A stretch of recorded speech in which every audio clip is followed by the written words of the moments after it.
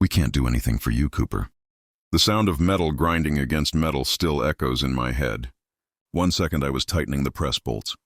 The next, the machine shrieked like a dying beast. Sparks exploded, and pain tore through my arm so sharply I thought I was dreaming. When I woke up, everything was white. Walls, lights, bed sheets, all white. My left arm was wrapped tight in gauze, tubes ran from my wrist, and my throat was so dry I could barely whisper. The nurse said I was lucky to be alive. I didn't feel lucky. The first thing I did was reach for my phone. My hand trembled as I scrolled to the only number that mattered. Mom. It rang twice before I heard her voice. Calm, cold, like she was expecting this call and already tired of it. Mom, it's me. I'm in the hospital. There was an accident. There was silence. Long, painful silence. Then she said, almost mechanically, "We can't do anything for you, Cooper." And she hung up. I stared at the phone screen for minutes. I thought maybe it was shock. Maybe she didn't understand. Maybe she thought I was exaggerating. But deep down, I knew that tone. It was the same voice she used when I was a kid and scraped my knee or failed a test. That quiet disappointment that always said, "You're on your own." I lay there, staring at the ceiling, trying to make sense of it. I had no friends to call, no one from work who'd notice I was gone. My rent was overdue, my truck probably still parked outside the factory. For a moment, I almost laughed. All these years working double shifts, paying their bills, sending money every month like a dutiful son. And now, when I needed them for once, they couldn't do anything for me. That's when the door opened. 2 people walked in, not nurses, not doctors. A man in a dark coat and a woman holding a thick brown folder. They didn't smile. Didn't ask how I was feeling. They just looked at each other, then at me. "Cooper Dempsey?" the man asked. "Yeah, who are you?" He opened the folder, placed a few sheets on the table. "We're from the Rockford Police Department," he said. "We need to talk to you about your parents." My stomach twisted. What about them?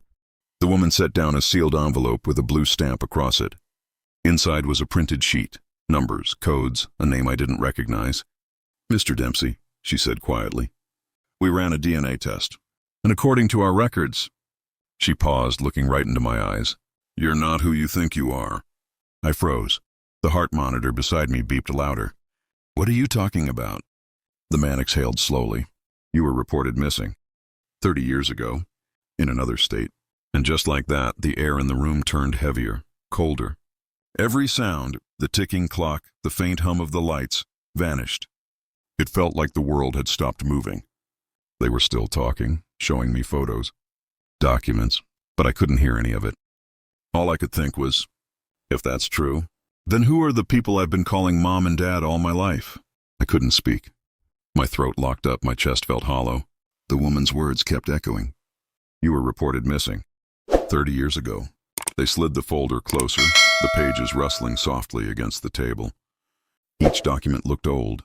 Yellowed edges, faded stamps, names I didn't recognize. One photograph sat on top. A toddler, maybe 2 years old. Blonde hair, green eyes, a faint scar above his eyebrow. The caption read, "Missing child, Cooper Hale, age 2, last seen in Madison, Wisconsin, 995. My hands went cold. "That's not me," I said, shaking my head. "My name's Cooper Dempsey. I've lived in Rockford my whole life." "You've got the wrong guy." The man leaned forward, calm, like he'd heard it 100 times before. "I'm sure that's what you've been told," he said. "But our DNA match confirms a 99.8% likelihood that you are Cooper Hale, missing for 30 years. Your biological parents filed the case. They never stopped looking." I laughed, but it came out shaky.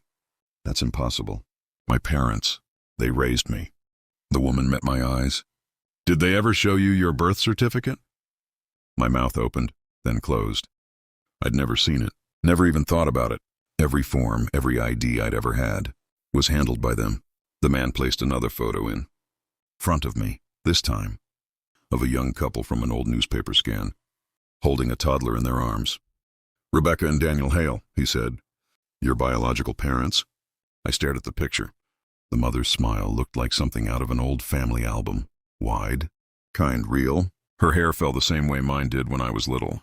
And the man beside her had my eyes. Something twisted in my stomach.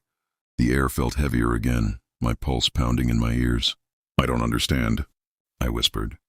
"If that's true, then who are Carl and Lorraine?" The officer hesitated.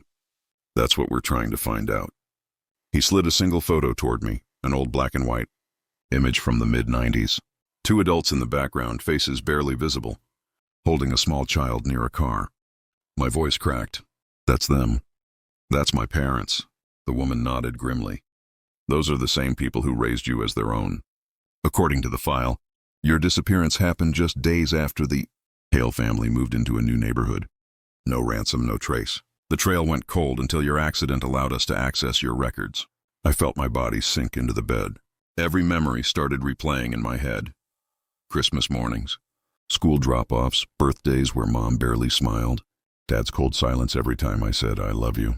Was that guilt I saw all these years? Or something darker? The officer stood up. We need to speak with them, Cooper. Can you give us their address? I nodded slowly, staring at the photo of the smiling couple, my real parents, still frozen in time, still waiting for a child who never came home. The woman gathered the papers, her tone softer now. We'll be in touch. Try to rest. But there was no resting after that. When they left, the silence in the room turned unbearable. I opened my phone again. The last message I'd sent to Mom was still there. A picture of my bandaged hand and a simple text. I'm okay. Don't worry. No reply. No missed calls. I stared at that message until my vision blurred. If what the police said was true, then the people I'd spent my entire life calling Mom and Dad had stolen me. I couldn't sleep that night. The words "you were reported missing" replayed again and again, like a broken record. Every time I closed my eyes, I saw that photo. That kid's innocent smile. Those eyes that looked too much like mine. By morning, the hospital felt like a cage. The beep of machines, the sterile smell of bleach, it all pressed against me. I signed the discharge papers with my good hand and walked out, ignoring the nurse's protests. My arm throbbed under the cast, but I didn't care. The world outside looked the same, cars rushing, rain misting the pavement, but I didn't. Something had cracked open inside me, and everything familiar now felt staged. My apartment sat on the corner of Maple and 5th, a peeling red brick building, where the paint never quite covered the rust. I'd always called it temporary, but 5 years later, I was still there. I dropped my keys on the counter and stared around. Same gray couch, same flickering light bulb, same greasy coffee pot. Nothing out of place, yet for the first time it all felt wrong. I opened an old photo box from the closet. It was filled with snapshots Mom had given me over the years. Birthdays, Christmas, backyard cookouts. But the older the photos got, the stranger they felt. No baby pictures, none.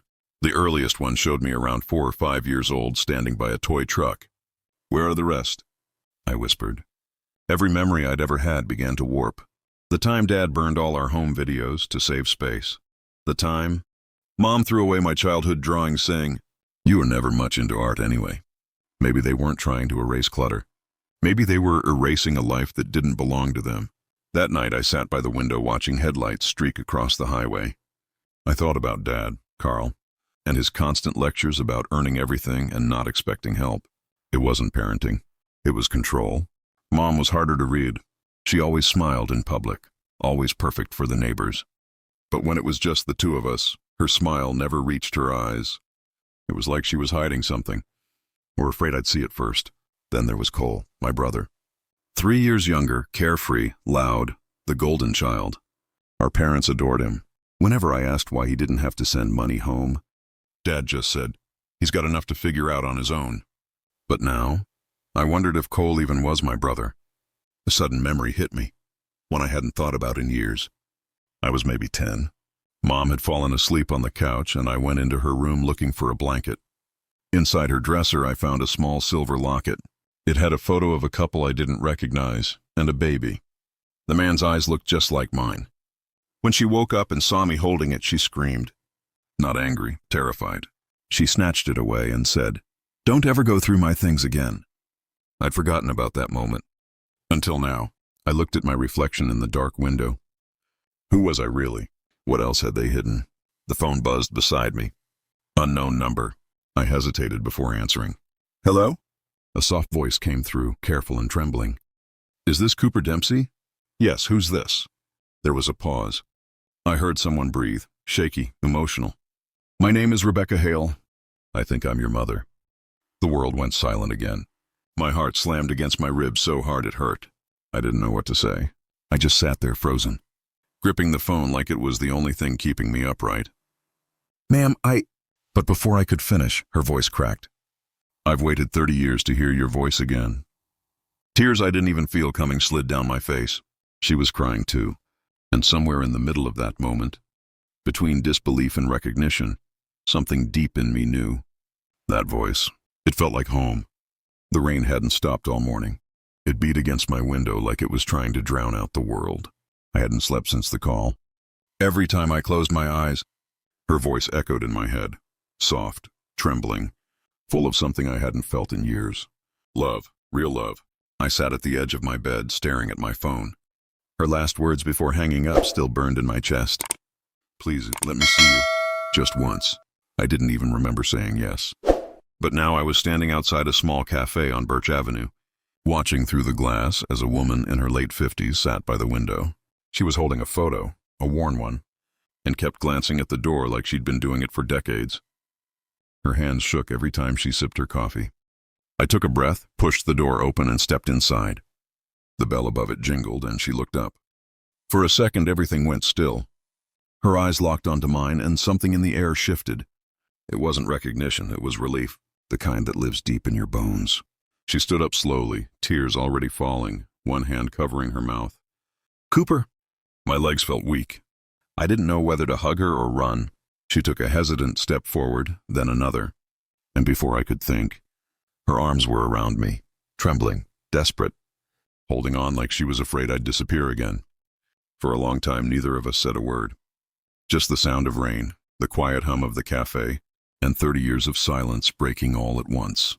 When she finally pulled back, her hands lingered on my face, studying every line, every scar. "You look just like him," she whispered. "Just like your father." I swallowed hard. "He's alive?" She nodded, smiling through tears. "Yes, Daniel's alive. He's waiting outside. He didn't want to overwhelm you." I turned toward the window, and there he was, a man in a brown coat standing under an umbrella. His hair was gray now, but his eyes were mine. We sat together for hours. They told me everything. Back in 1995, they'd moved into a quiet neighborhood in Madison. My dad worked at an auto plant. Mom ran a small daycare from home. One evening, she'd left me in the yard for just a few minutes while she went to answer the phone. When she came back, I was gone. No witnesses, no ransom, no trace. For years, they searched.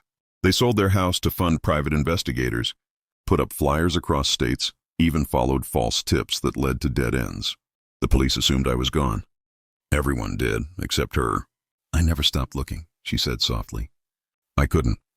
Her voice broke halfway through, and my chest ached watching her. All I could do was reach across the table and hold her hand. "I don't remember any of it," I admitted quietly. "Everything I know starts in Bow, Wisconsin. I thought that was home." She nodded slowly. "That's where they took you. A few months after you disappeared, a new couple moved into a small town near Rockford, Carl and Lorraine Dempsey. They fit the same description the neighbors gave. We just never had proof. Until now." The name Lorraine hit me like a slap. Her smile, her cold eyes, her constant distance. It all began to make sense. "They changed my name," I said, voice shaking. She nodded. "And your birthday. Every record they made was fake." I pressed my hand against my forehead. "Why would they do that?"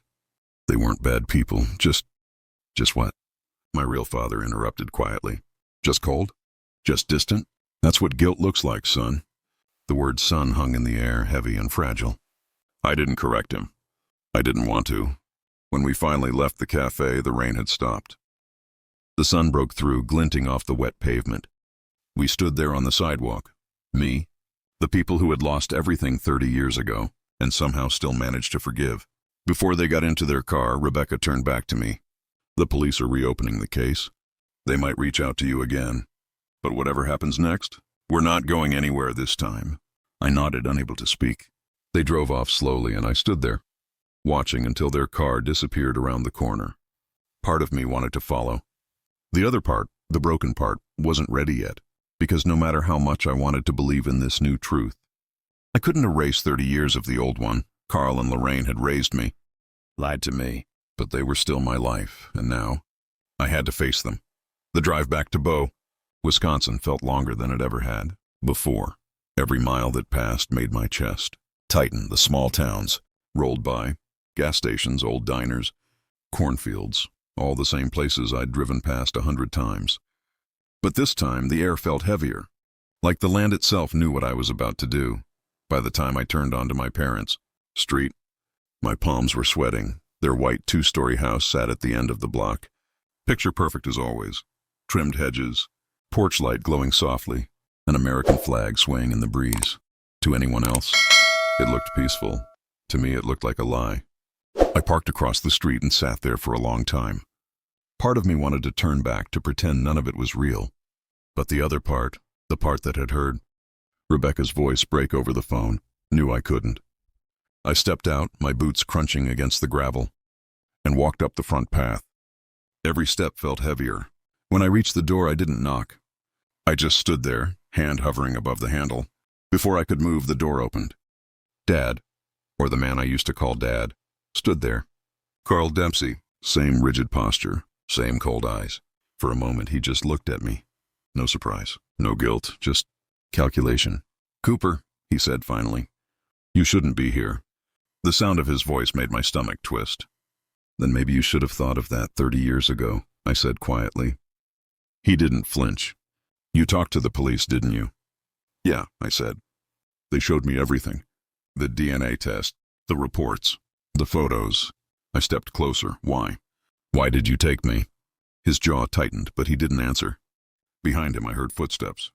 Mom, Lorraine, appeared in the doorway. She looked smaller somehow, older. Her hands were clasped together like she was holding herself together. "Cooper!" Her voice trembled. "Please come inside." I hesitated, then followed her into the living room. It was exactly as I remembered. The smell of coffee, the ticking clock on the wall, family photos lined up on the mantel. Only now every frame felt like evidence. I turned to face them both. "I need to hear it from you. All of it." Lorraine sank into the couch, her eyes glossy. Carl stood by the window staring out, silent. She whispered, "We didn't plan to take you." Carl turned sharply. "Stop!" But she allowed the tears falling down. It was an accident at first, and then it wasn't. I stared at her. "What does that even mean?" She covered her mouth, shaking. "I was working at a daycare in Madison. Rebecca Hale brought you in sometimes. She was exhausted, struggling with work. One day she asked if I could watch you for a weekend while she visited, her mother out of town." Her voice broke. "You never made it back to her." My chest tightened. "You mean you took me after that?" Carl finally spoke, his tone cold. "She was never going to give you the life we could. Lorraine had just lost our baby." "You were... Don't you dare say I was a replacement," I snapped, my voice shaking. He turned toward me, his face hard. "You don't understand what she went through. We lost everything that year. You were the only thing that kept her alive." Lorraine was crying openly now. I told him it was wrong. "I wanted to take you back, I swear, but every day it got harder. And then your hair grew, your voice changed, and soon you just became ours." I stood there trembling, unable to breathe. 30 years of lies, justified by love. "You didn't just steal me," I said quietly. "You stole their lives. You stole mine." Carl's expression didn't change, but his voice dropped low. "You can't erase the past, Cooper. What's done is done." I took a step toward him, anger burning through my chest. "You think that's how this works? That I'll just pretend it's fine because you fed me and gave me a roof?" He looked me dead in the eyes. "You can hate me all you want, but everything you are, the man you became, that came from us, not them." The silence that followed was unbearable. I wanted to scream, to break something, to make them feel even half the pain they'd buried under 30 years of pretending. Instead, I just said one thing. "You didn't make me who I am. You just made sure I'd never know who I really was." Lorraine tried to reach for my hand, but I pulled back. Her tears fell harder. "I'm sorry," she whispered. "I never stopped loving you." I looked at her, the woman who had been my mother, the only mother I'd ever known, and for the first time, I couldn't find any trace of warmth left in me. I turned for the door. Behind me, Carl's voice followed. "They'll never understand you like we do, Cooper. You'll see." I stopped for a second, hand on the doorknob. "Maybe not," I said, "but at least they didn't steal me to prove it." And then I walked out. The air outside was cold and sharp. For the first time in my life, I felt free, but it didn't feel like freedom. It felt like loss. As I drove away, I caught one last glimpse of the house in the mirror. Lorraine standing on the porch, sobbing into her hands. Carl motionless, staring after me like a man who'd already decided he wasn't sorry. The road stretched ahead, long and empty. And somewhere beyond that horizon, my real life was waiting. The next morning, I woke up in a cheap motel on the edge of town. The neon sign outside buzzed through the blinds, casting red light across the room. I hadn't slept much. Every time I closed my eyes, I saw Lorraine crying and Carl's cold stare burned behind my eyelids. But there was no going back now. I had told the truth. And now it was time for the world to hear it too. I pulled on my jacket, grabbed the folder the detective had given me, and drove straight to the police station. The same detective, Avery, met me in the lobby. Her expression was cautious but warm, like she already knew what I'd done. "You saw them, didn't you?" she asked quietly. I nodded. They didn't deny it. She sighed. "We're reopening the case officially. The district attorney already has a warrant." The words hit me like thunder. After 30 years it was happening. The people I called Mom and Dad, the ones who raised me, loved me, lied to me, were about to face the world for what they did. I followed her into the back room where 2 officers were typing up reports. On the wall behind them was a photo, the original missing child poster. My face, my real name, Evan Hale, age 3, missing from Madison, Wisconsin. Seeing it there, it broke something inside me. That little boy had been gone for 30 years, and somehow I was supposed to be him again. The detective placed a hand on my shoulder. "We'll take it from here. You did the right thing, Cooper." Her calling me that, Cooper, and felt strange now, like saying goodbye to a ghost. Later that afternoon, the story hit the news. Every local channel, every online feed. Kidnapping cold case solved after 30 years. Victim found alive. My face was everywhere. Reporters camped outside the motel. Strangers tried to message me online. And then the phone calls started. First from my biological family, the Hales. Rebecca's voice trembled through the line. Evan? Can we meet, please?" I hesitated. Hearing my birth name out loud felt unreal. "I don't know if I'm ready," I said quietly. She didn't push, just whispered, "Whenever you are. We've waited long enough." By evening, the police made the arrests. I sat in my car across the street as they pulled up to my parents' house, the house I grew up in. Blue and red lights flashed against the white walls. Neighbors peeked out from their porches. The front door opened, and I saw Carl step out first, handcuffed, still unflinching. Lorraine followed behind, sobbing, her face pale. It didn't feel like victory. It felt like watching my childhood burn to ashes. When the news van started rolling, I drove away. The world could watch, but this wasn't a story to me. It was my life collapsing in real time. That night, I sat by the lake where I used to fish with Carl. The water was calm, reflecting the orange sky. I tried to remember all the good moments, teaching me to ride a bike, fixing the roof, Christmas mornings, my first car. Were those memories real anymore, or were they all built on a stolen life? My phone buzzed again. Detective Avery. "We found something," she said. Her tone had changed. Serious, urgent. "You might want to come down to the station." When I got there, she slid a folder across the table. Inside were old letters, unsent, yellowed with time. "Lorraine wrote these," Avery said. "She never mailed them. They were addressed to your biological mother." My throat tightened as I picked one. Up Lorraine's handwriting. Shaky but familiar. "Rebecca, I'm sorry. I can't bring him back. He calls me Mom now. I know I've done something unforgivable, but he's happy. I hope one day you'll forgive me for giving him a life I thought he deserved." I felt my chest cave in. She had known it was wrong. She had lived with that guilt every day. Avery spoke softly. "She was the one who kept the police from finding you.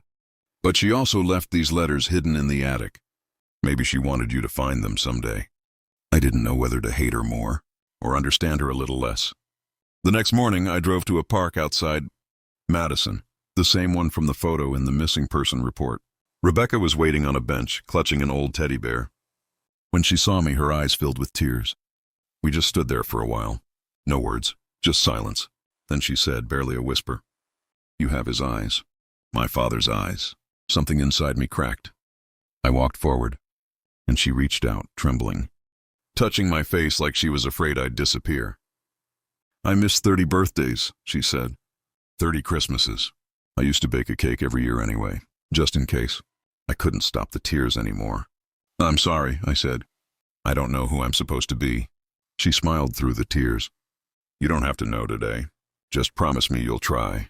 And for the first time in weeks, I let myself breathe. As I left the park, the sun began to rise, a pale gold light cutting through the clouds. It didn't fix everything. It didn't erase the years or the pain. But maybe for the first time, I wasn't running from either side of who I was. Half of me was Cooper. Half of me was Evan. And somehow I had to become both. 6 months later, I stood outside the courthouse in Madison. The air was cold, sharp, the kind that makes you taste metal when you breathe. Reporters swarmed the steps, cameras flashing, microphones thrust into my face. Cooper, are you here to testify? Do you forgive them? Are you going to stay with your real family? I didn't answer. Because truthfully, I didn't know. There was no handbook for this. No script for a life stolen, reshaped, then handed back to you like a stranger's reflection. Inside, the courtroom was small. Quiet. Too quiet for something that carried 3 decades of lies. Lorraine sat at the defense table, pale and trembling, her hands clasped so tight her knuckles were white. Carl sat beside her, still upright, still stone-faced, staring straight ahead. They looked older, smaller somehow, like time had finally caught up to them. The judge called the room to order. The charges were read: kidnapping, fraud, obstruction of justice. The words hung in the air like weights. When the prosecutor called my name, I walked to the stand. Every step echoed against the tile. My heart pounded like a hammer in my chest. I sat down, looked across the room, and saw Lorraine's eyes. They weren't cold this time. They were begging. State your name for the record, the prosecutor said. I hesitated, then spoke quietly. Cooper Hale, born Evan Hale, raised as Cooper Dempsey. A soft murmur rippled through the court. The prosecutor began his questions: how I was raised, how I found out the night of the accident, the investigation. I answered everything. Steady, but each word felt like reopening a wound that never healed. Finally, the defense attorney stood. He was calm, older. The kind of man who'd seen too many broken families in rooms like this. Mr. Hale, he said gently, do you believe they loved you? The question hit like a punch. I looked at them, the people who'd stolen my life, but also taught me to walk, bandaged my scrapes, sat by my bed when I was sick. Did they love me? Yes, in their own broken way. But love didn't erase what they did. I think they did, I said quietly. But love built on lies can't last forever. Lorraine started crying then, the kind of cry that shakes the whole body. Carl didn't move, but for a second, I saw it, a flicker of guilt or maybe regret. The courtroom went silent again. The prosecutor rested his case. The defense had nothing more to add. The judge adjourned for the verdict the next morning. That night, I went for a walk through the city. The streets glowed under soft yellow lights. Everything felt too normal for how heavy the world had become. Rebecca had offered to meet, to sit with me, but I told her I needed time. She understood. She always did. I walked past a bakery, the smell of cinnamon and coffee drifting out. A little boy was inside with his dad, laughing as he tried to carry a box of cupcakes too big for his hands. I stopped and watched for a moment. That boy had no idea how lucky he was, how fragile a moment like that could be. The next morning, the courtroom filled again. I sat near the front. Lorraine looked like she hadn't slept. Carl's hands were cuffed now. The judge entered, papers in hand. He read through the formalities, the dates, the charges, every word blurring together until only one sentence mattered. Carl and Lorraine Dempsey are found guilty. The air left the room. Lorraine sobbed openly. Carl just stared straight ahead, silent. As the officers moved to escort them out, Lorraine turned, eyes red, voice trembling. Evan? I'm sorry. We just wanted a child. I never meant to hurt you. I swallowed hard. Every part of me wanted to scream, to ask why, to demand answers for every empty night, every cold look, every missing truth. But instead I said the only thing that came out. You did, but I still remember the good. She nodded through tears as they took her away. After the sentencing, Rebecca waited outside. No cameras this time. No reporters. Just her in the open air. She held out her hand, hesitant, like she wasn't sure if I'd take it. I did, and when I did, it felt like touching something real again. We walked together to her car. On the way, she said softly, "You don't have to be Evan right away. You can still be Cooper for as long as you need. I smiled faintly. Maybe I can be both. She nodded. Both sounds perfect. Weeks later, I visited the lake again, the same one where I used to fish with Carl. The water rippled under the evening sun, golden and quiet. I tossed in a pebble, watched the circles fade. For the first time, I didn't feel lost. My life had started as someone else's story. Stolen, rewritten, hidden. But somehow, it had become mine again. I wasn't just a missing child anymore. I wasn't a victim. I was Cooper Hale, the man who finally found where he came from and who he was meant to be. And as the wind brushed across the lake, I whispered, "It's okay. I forgive you." The ripples spread, soft and endless. And in that moment I realized, the truth doesn't destroy you. It sets you free.